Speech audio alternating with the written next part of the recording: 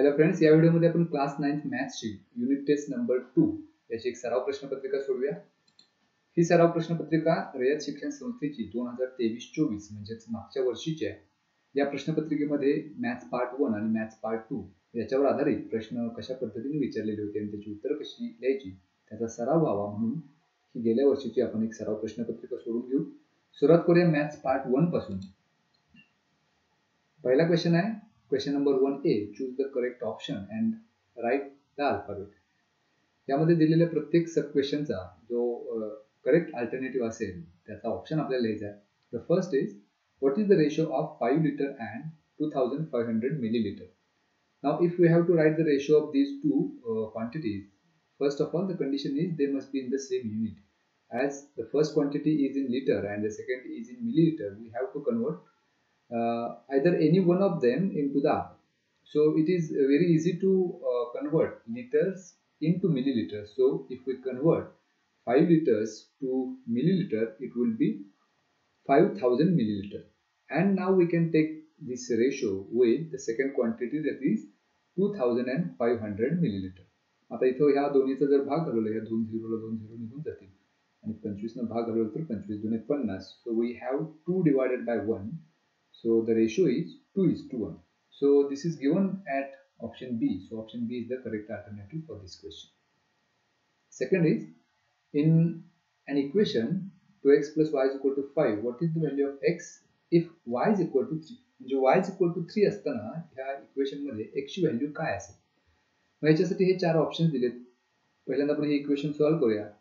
2x plus y is equal to 5. This is the equation given. Now in this equation we have to replace y by 3 as the value of y is given to be 3. So 2x आहे तसंच घेऊया plus value of y is 3 is equal to 5. So 2x is equal to 5 plus 3 going to that side, it would be minus 3.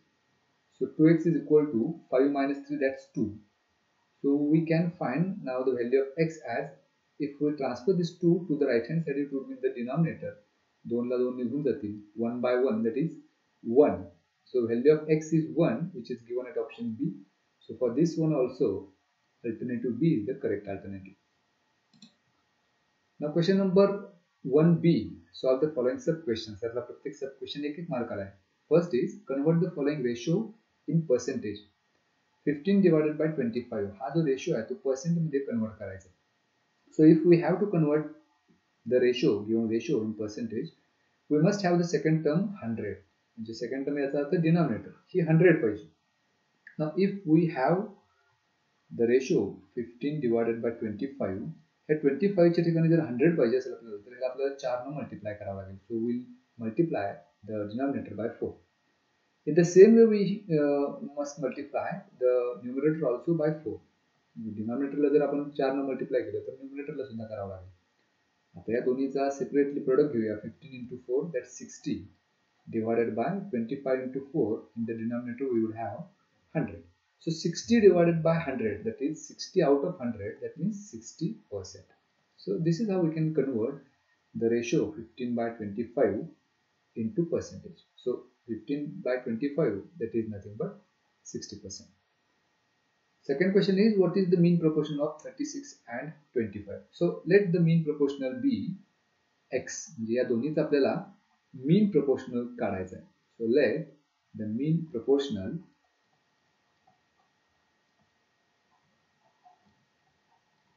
be x. That is the mean proportional of 36 and 25 be x. मग x हा या दोन्हीचा जर mean proportional असेल तर आपण असे लिहू शकतो, जो कुठला mean proportional असेल त्याचा स्क्वेअर हा त्या दोन नंबर्सच्या प्रोडक्ट इतका असणार. सो 36 into 25 या दोन्हीचा प्रोडक्ट म्हणजेच हा जो मीन प्रोपोर्शनल आहे त्याचा स्क्वेअर. आता हा गुणाकार करूया. 25 × 150, 15 शिल्लक राहील. 25 × 75 आणि 15 90. So x square is equal to 900 आपल्याला मिळालं. आपल्याला पाहिजे व्हॅल्यू ऑफ x, म्हणजे आपल्याला त्याचा मीन प्रोपोर्शनल काढायचा आहे. x स्क्वेअर नाही काढायचा, आपल्याला x काढायचा आहे. So if we take square root on both the sides, the square root of x square is x and square root of 900 is 30. So this is the mean proportional of 36 and 25. Next question, which is based on the activity. The question is complete the following activity. त्यातली पहिली activity आपल्याला दिलेली आहे. For solving the equation m plus n is equal to 12 and m minus n is equal to 6 complete the following activity. इथून या ऍक्टिव्हिटीची सुरुवात आहे आणि त्याच्या पहिल्या स्टेपला ही दोन्ही इक्वेशन्स लिहून घेतले आहेत आणि त्यांना दिलेले आहेत numbers. m plus n is equal to 12, this is equation number 1. m minus n is equal to 6, this is equation number 2. Now if we add these two equations, पुढची स्टेप आपल्याला या दोन्ही इक्वेशनची ऍडिशन करायची आहे. m plus n is equal to 12 and m minus n is equal to 6. हे दोन्ही जर add केले आपण तर प्लस n ला मायनस n निघून जाईल म्हणजे हे 0 येईल. m plus m 2m इथे लिहिलेलं आहे.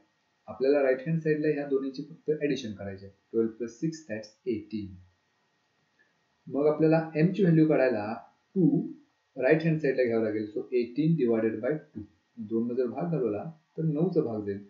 So 9 by 1 that's 9. So this is the value of m. त्यामुळे या बॉक्स मध्ये 9 लिहायचं आहे. आता ही जी व्हॅल्यू आहे m ची ती इक्वेशन 1 किंवा 2 मध्ये जर ठेवली आपल्याला तर n ची व्हॅल्यू मिळणार आहे.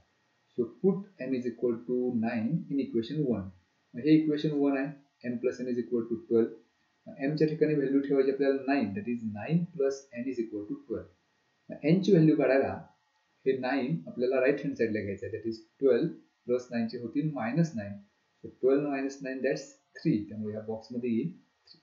So value of m is 9 and value of n is 3. So this is how we can find the values of m and n in the form of activity. So this is the first question. The second is complete the following activity again. Now here two equal ratios are given. X by 7 is equal to y by 3. That is equal to. तर या पुढच्या ratio मध्ये आपल्याला ह्या दोन्ही रेशोंवर कुठली operations केली ते कंप्लीट करायचे. पहिल्यांदा न्यूमरेटर मध्ये 3x आहे म्हणजे हा जो पहिला रेशो आहे त्याच्या फर्स्ट टर्मला 3 ने मल्टिप्लाय केले. मग सेकंड टर्मला सुद्धा 3 ने मल्टिप्लाय करावं लागेल. So 3 into 7 that's 21. त्यामुळे ह्या डिनॉमिनेटर मधल्या पहिल्या बॉक्स मध्ये 21 मिळणार. प्लस दुसऱ्या रेशोच्या पहिल्या टर्मला 5 ने मल्टिप्लाय केले. So 5 into y 5y. मग त्याच लॉजिकने इथं 3 ला सुद्धा 5 ने मल्टिप्लाय केले. 5 into 3 15. ते इथे लिहिलेलं आहे. आता पुढं ह्याच दोन रेशोवर पुन्हा एकदा हे ऑपरेशन्स केले. पहिल्या रेशो मधल्या दोन्ही टर्म्सना 7 ने मल्टिप्लाय केले. 7 into x 7x लिहिले इथं आणि 7 into 7 49. मग आता त्याच लॉजिक नुसार मायनस केलेला आहे दुसऱ्या रेशो मधल्या फर्स्ट टर्मला म्हणजे y ला 9 ने मल्टिप्लाय केले. So 9y. मग त्याच लॉजिक नुसार आपल्याला या सेकंड टर्मला म्हणजे 3 ला सुद्धा 9 ने मल्टिप्लाय करावं लागेल. So 9 into 3 that's 27. आता हे पुढच्या स्टेपला फक्त सोडवायचं आहे. In the numerator 3x plus 5y as it is, 21 plus 15 in the denominator. या दोन्हीची जर ऍडिशन केली आपल्याला तर मिळेल 36. आणि दुसऱ्या रेशो मध्ये 7x minus 9y in the numerator divided by 49 minus 27. The subtraction would be 22. तर या पद्धतीने ही सुद्धा ऍक्टिव्हिटी आपण कंप्लीट करू शकतो. Okay. Next question is complete the following activity. या पद्धतीने आपल्याला इथं a divided by b is equal to 3 by 5 दिले आणि या दोन बाजूला दोन ऑपरेशन्स आपल्याला करायचे. राईट हँड साइडला आपल्याला करायचं आहे अल्टरनेंडो आणि लेफ्ट हँड साइडला कॉम्पोनेंडो डिव्हिडेंडो. मग आपल्याला ह्या दोन ऑपरेशन्स करायला हे पहिल्यांदा दोन इक्वल रेशोज आपण लिहून घेऊया. a by b is equal to 3 by 5. If we do alternendo, so by alternendo आपल्याला हे जे दोन्ही रेशोज आहेत त्याचे न्यूमरेटर्स एकत्र घ्यायचे म्हणजे पहिल्या रेशो मधली पहिली क्वांटिटी आणि डिवायडेड बाय दुसऱ्या रेशो मधली पहिली quantity. So a divided by 3 is equal to त्यानंतर पहिल्या रेशोतली दुसरी क्वांटिटी इथे न्यूमरेटरला घ्यायची आहे डिवायडेड बाय दुसऱ्या रेशोतली दुसरी quantity 5. So in this box we have a divided by 3 is equal to b divided by 5. In the same way, we can have the componendo dividendo operation on these two equal ratios. So, by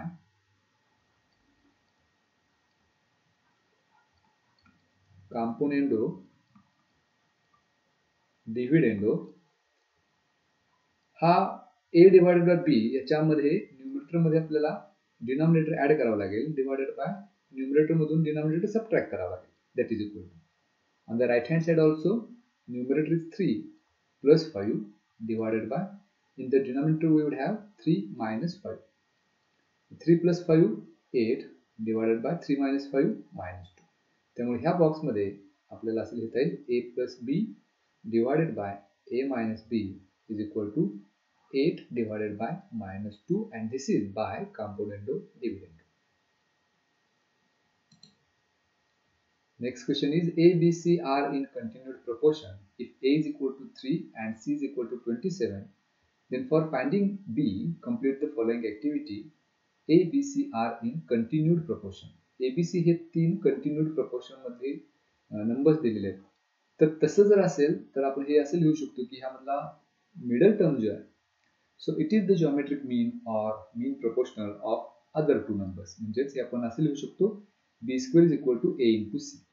मग ह्याच्यामध्ये ए आणि C च्या values दिलेले आहेत, तर इथे substitute करूया. ए is 3 and c is 27. So 27 into 3, that's 81.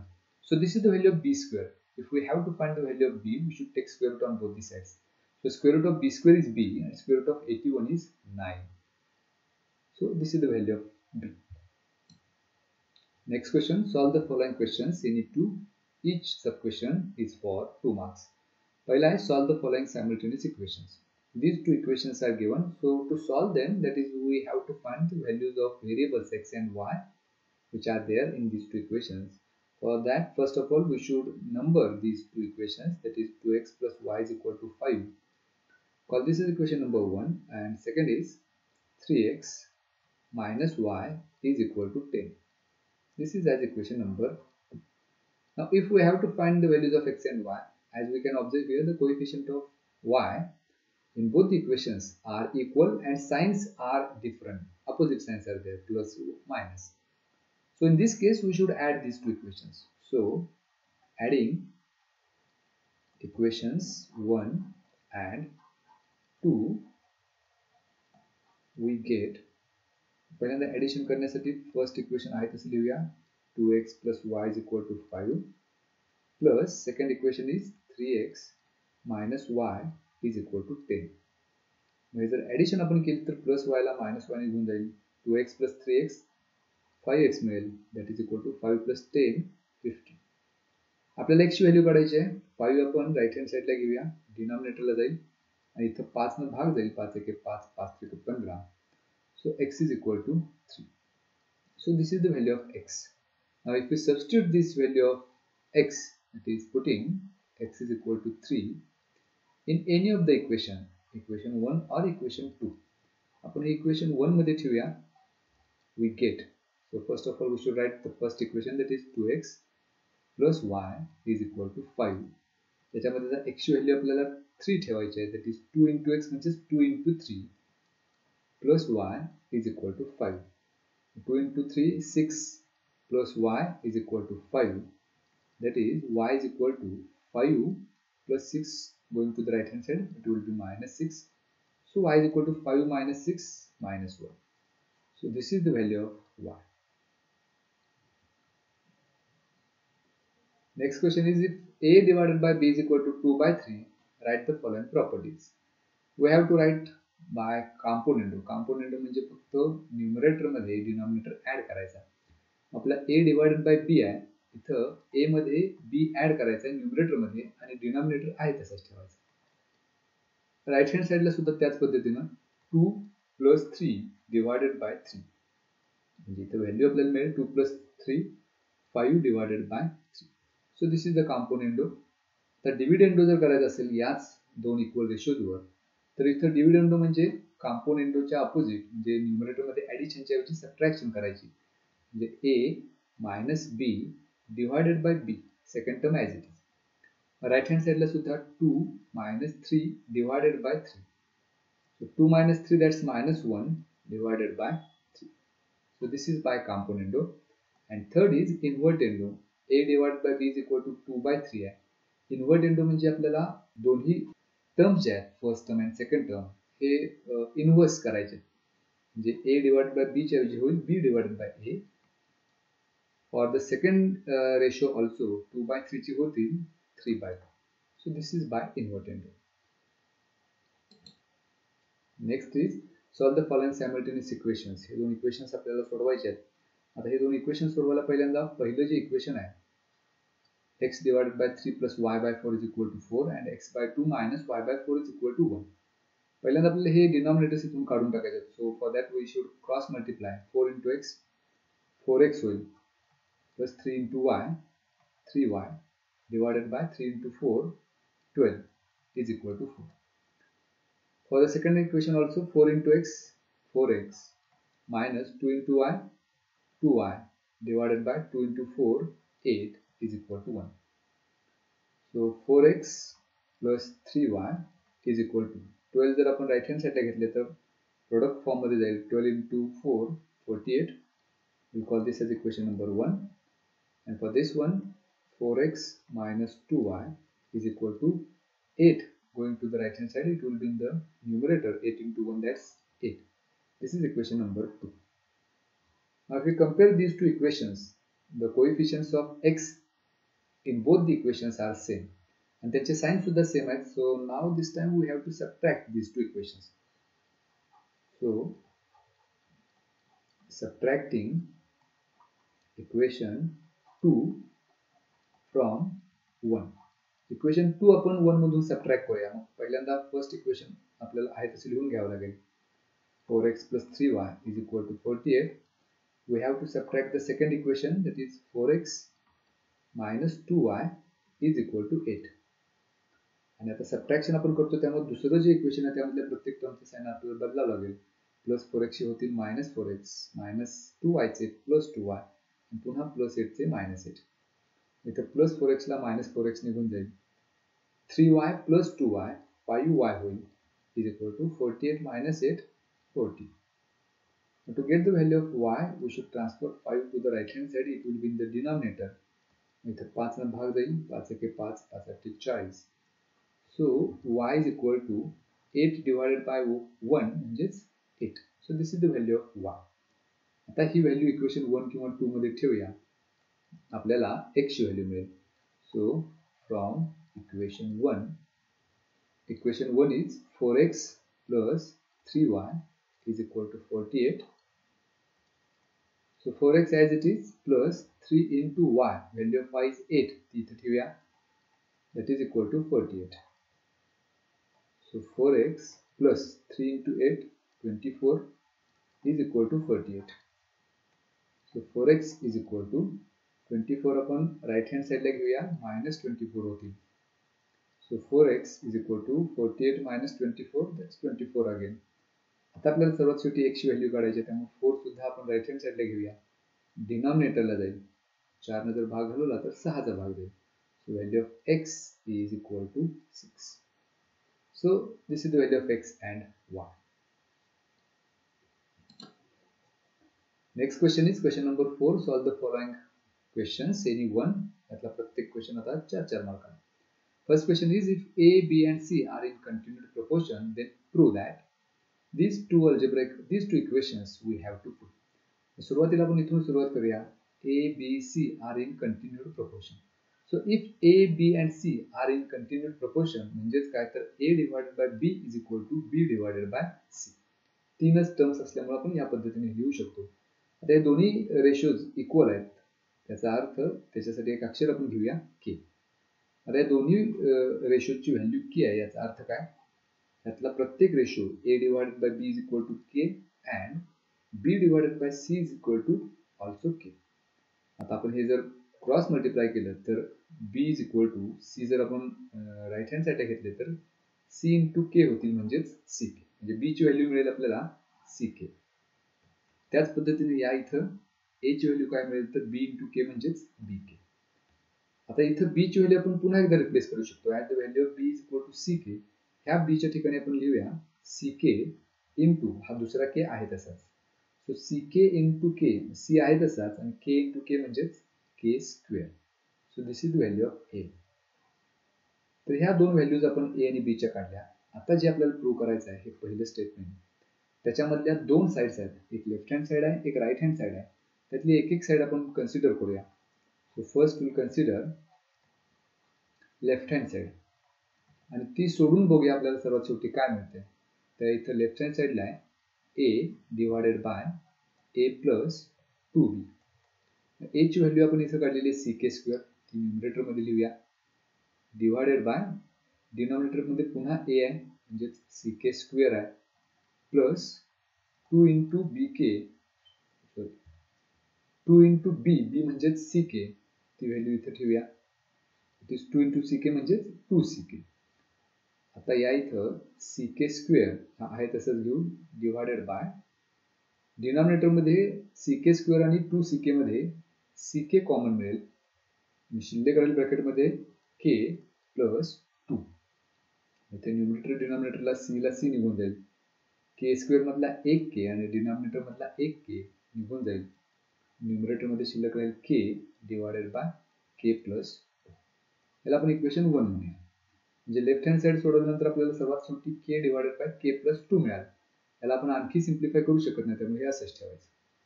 आता घेऊया राईट हँड साइड. ती सोडवल्यानंतर काय मिळतं बघू.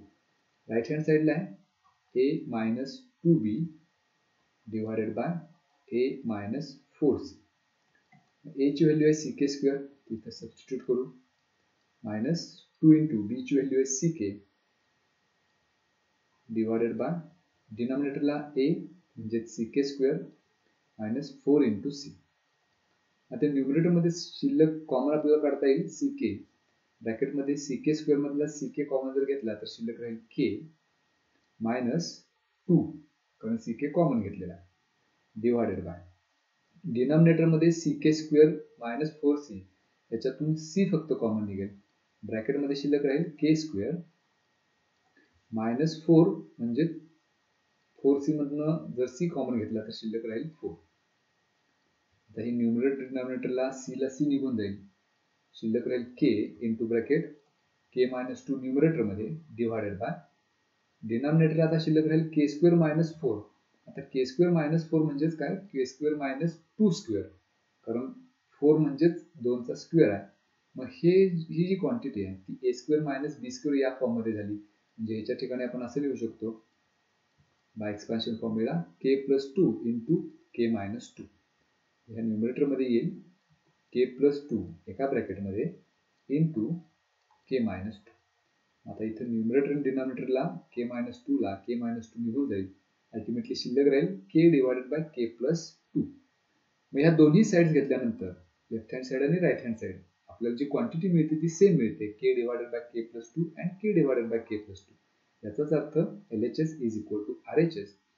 So this is we wanted to prove LHS is equal to RHS. तर हे अशा पद्धतीने आपण हे इक्वेशन 1 जे आहे ते प्रूव्ह करू शकतो. In the same way we can prove the second one.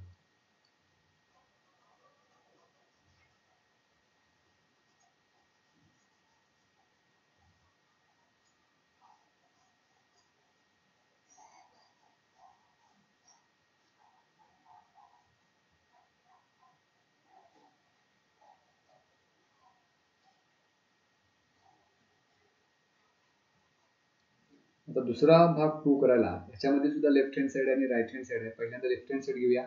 Left hand side is b divided by b plus c. b ची व्हॅल्यू आहे ck, ती न्यूमरेटर मध्ये ठेवूया, डिवायडेड बाय पुन्हा डिनॉमिनेटर मध्ये b आहे म्हणजे ck प्लस c. तर न्यूमरेटर मध्ये ck आहे तसंच घ्यावं लागेल, डिनॉमिनेटर मध्ये मात्र ck आणि c याच्यातून c कॉमन घेता येईल, ब्रॅकेट मध्ये शिल्लक राहील k प्लस 1. c ला c निघून जाईल, शिल्लक राहील k divided by k plus 1. This is equation number 1. आता राईट हँड साइड घेऊया. राईट हँड साइडला आहे a minus b divided bye a minus c.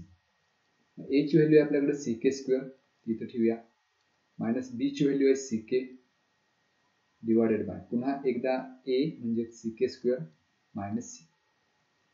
Numerator मधून ck आपल्याला कॉमन घेता येईल, ब्रॅकेट मध्ये शिल्लक राहील k minus 1 divided by denominator मध्ये ck स्क्वेअर आणि c याच्यातून c कॉमन घेता येईल, ब्रॅकेट मध्ये शिल्लक राहील k स्क्वेअर मायनस 1 कारण c फक्त एकच आहे, तो कॉमन घेतल्यानंतर तिथं काही शिल्लक राहत नाही म्हणजे 1 शिल्लक राहते. न्यूमरेटर डिनॉमिनेटरला c ला c निघून जाईल, तर शिल्लक राहील k into bracket k minus 1 divided by पुन्हा एकदा हे k स्क्वेअर मायनस 1 म्हणजेच काय तर k स्क्वेअर मायनस 1 स्क्वेअर. मग k स्क्वेअर मायनस 1 स्क्वेअर याच्या ठिकाणी पुन्हा एकदा आपण ए स्क्वेअर मायनस बी स्क्वेअरचा एक्सपान्शन फॉर्म्युला वापरू शकतो आणि त्याच्यानुसार आपल्याला असं लिहिता येईल के प्लस वन इंटू के मायनस वन. आता हेच आपण या न्यूमरेटरमध्ये लिहूया, के प्लस वन एका ब्रॅकेटमध्ये इंटू के मायनस वन. ह्या के मायनस वनला के मायनस वन निघून जाईल, शिल्लक राहील k divided by k plus one. This is equation number 4. म्हणजे लेफ्ट हँड साईड घेतल्यानंतर आपल्याला k divided by k plus one मिळालं, राईट हँड साईड घेऊन सुद्धा k divided by k plus one मिळालं. याचाच अर्थ LHS is equal to RHS. तर अशा पद्धतीने आपण हे जे सेकंड इक्वेशन आहे ते सुद्धा प्रूव्ह करू शकतो. And the next question is, the price of 3 chairs and 2 tables is 4,500 rupees and price of 5 chairs and 3 tables is 7,000 rupees. Then find the total price of 2 chairs and 2 tables. इथे आपल्याला काही chairs आणि काही tables यांच्या किमती दिल्या आहेत. मग ते किंमत एका चेअरची आणि एका टेबलची किती आहे ते माहिती नाही, मग त्याच्यासाठी आपण अक्षर घेऊया. Let the price of one chair be rupees X and that of one table be rupees Y. म्हणजे एका चेअरची किंमत X रुपये आणि एका टेबलची किंमत Y रुपये असं आपण कन्सिडर करूया. पहिलं स्टेटमेंट असं दिलं, the price of 3 chairs and 2 tables. एका चेअरची किंमत जर X असेल तर 3 चेअरची किती असणार आहे, तर 3X असणार आहे. आणि 2 टेबलची किंमत, एका टेबलची किंमत Y आहे तर 2 टेबलची असणार आहे 2Y. म्हणजे 3X is the price of 3 chairs, 2Y is the price of 2 tables. या दोन्हीची जर ऍडिशन केली तर ती मिळणार आहे 4,500. So we can write 3X plus 2Y is equal to 4,500. Equation number 1 म्हणून याला. दुसरं स्टेटमेंट आपल्याला असं दिले की price of 5 chairs and 3 tables. त्याच पद्धतीनं 5 चेअर्सची किंमत होईल 5X प्लस 3 टेबल्सची 3Y. ही टोटल किंमत दिली 7,000, that is equal to 7,000. Equation number 2. आता हे दोन्ही इक्वेशन्स आपल्याला सोडवायचे आहेत. आता ह्या दोन्ही व्हेरिएबलचा विचार केला तर ह्यातल्या कुठल्याही व्हेरिएबलचे कोएफिशियंट सेम नाही. म्हणजे इथं X चा कोएफिशियंट 3 आहे, दुसऱ्यामध्ये 5 आहे. Y चा कोएफिशियंट पहिल्या इक्वेशनमध्ये 2 आहे, दुसऱ्यामध्ये 3 आहे. त्यामुळे इथं आपल्याला हे कोएफिशियंट पहिला समान करून घ्यावे लागतील. मग Y चे कोएफिशियंट समान करून घेणं जास्त सोपं आहे. मग Y चे कोएफिशियंट जर समान करून घ्यायचे असतील तर इक्वेशन 1 ला आपल्याला 3 ने मल्टिप्लाय करावं लागेल, म्हणजे 3 × 2 6 मिळेल. आणि इक्वेशन 2 ला 2 ने मल्टिप्लाय करावं लागेल, म्हणजे 2 × 3 पुन्हा 6 मिळेल. So multiplying equation 1 by 3 and equation 2 by 2 काय मिळेल बघू. 3 × 3, आता हे 3 ने मल्टिप्लाय करायचं आहे इक्वेशनला, म्हणजे आपल्या प्रत्येक टर्मला मल्टिप्लाय करावं लागेल. So 3 × 3x 9x plus 3 × 2y 6y आणि 3 × 4500. इथे जर गुणाकार केला तर 3 × 0 0, 5 × 15 हातचा 1, 3 × 12 आणि 1 13. आणि आता इक्वेशन 2 ला आपल्याला 2 ने मल्टिप्लाय करायचं. 2 × 5 that's 10x plus 2 × 3 6y is equal to 2 × 7,000 that is 14,000. हे दोन इक्वेशन्स आपल्याला मिळाले. जर आता ह्यांची आपण सबट्रॅक्शन केली तर या दुसऱ्या इक्वेशन मधल्या प्रत्येक टर्मचं साइन आपल्याला बदलावं लागेल. प्लस 10x चे होतील मायनस 10x, प्लस 6y चे मायनस आणि प्लस 14,000 चे मायनस 14,000. इथं प्लस 6y ला मायनस 6y निघून जाईल. 9x मायनस 10x उत्तर मिळेल मायनस 1x, कारण लहान संख्येतून मोठी संख्या आपण वजा करतो. राईट हँड साईडला सुद्धा तसंच 13,500 मधून 14,000 ही मोठी संख्या आपण वजा करतोय. निगेटिव्ह आन्सर येईल 500. म्हणजे 14,000 मधून जर 13,500 वजा केले तर 500 शिल्लक राहतात. पण लहान संख्येतून मोठी संख्या वजा करत असल्यामुळे याला निगेटिव्ह साइन द्यायचं. मग दोन्ही बाजूचं निगेटिव्ह साइन आपण काढून टाकूया. मायनस 1x म्हणजेच मायनस x, त्याचं जर निगेटिव्ह साइन काढून टाकलं तर x शिल्लक राहील. राईट हँड साईडला सुद्धा निगेटिव्ह साइन काढून टाकलं तर 500 शिल्लक राहील. So value of x is 500. आता ही व्हॅल्यू इक्वेशन 1 किंवा 2 मध्ये आपण ठेवूया, ज्याच्यावर मग आपल्याला y ची व्हॅल्यू मिळेल. सो फ्रॉम इक्वेशन 1 इक्वेशन 1 आहे 3x plus 2y is equal to 4500. याच्यात x ची व्हॅल्यू आपल्याला 500 ठेवायची आहे. That is 3 into 500 plus 2y is equal to 4500. 500 into 3 1500 मिळेल plus 2y is equal to 4500. आपल्याला y ची व्हॅल्यू काढायची आहे, त्यामुळं 1500 आपण राईट हँड साईडला घेऊया. 4500 minus 1500. So 2y is equal to 4500 minus 1500, उत्तर मिळेल 3000. आता y ची व्हॅल्यू काढायला आपल्याला 2 सुद्धा त्या बाजूला घ्यावं लागतील. So 3000 divided by 2. 2 ने जर भागलं तर बे की बे 1 शिल्लक राहील 10 होतील. हे पंचे 10 आणि 0 0. So y is equal to 1500. तर ही y ची व्हॅल्यू आपल्याला मिळाली. x ची व्हॅल्यू आहे आपल्याकडे, y ची व्हॅल्यू आहे. आता सगळ्यात शेवटी प्रश्न विचारलाय price of 2 chairs and 2 tables. आता x आणि y यांच्या किमती काढल्या, याचा अर्थ काय? प्राइस ऑफ 1 चेअर आणि 1 टेबल काढली. प्रश्न आपल्याला 1 टेबल आणि 1 चेअरचा नको आहे, तर 2 टेबल्स अँड 2 चेअरचा पाहिजे. So price of 2 chairs and 2 tables is equal to, एका चेअरची प्राइस x आहे, मग 2 चेअरची किती होईल तर 2x. एका टेबलची किंमत y रुपीज आहे, 2 टेबल्सची होईल 2y. या दोन्हींची एकत्र किंमत करायची म्हणून यांची करायची ऍडिशन. आता x आणि y च्या ह्या ज्या किमती आपण काढलेल्या आहेत ते सबस्टिट्यूट करूया. 2 इंटू x म्हणजेच 500 प्लस 2 इंटू y म्हणजेच 1500. सो 500 इंटू 2 1000 मिळेल प्लस 1500 इंटू 2 3000 मिळेल.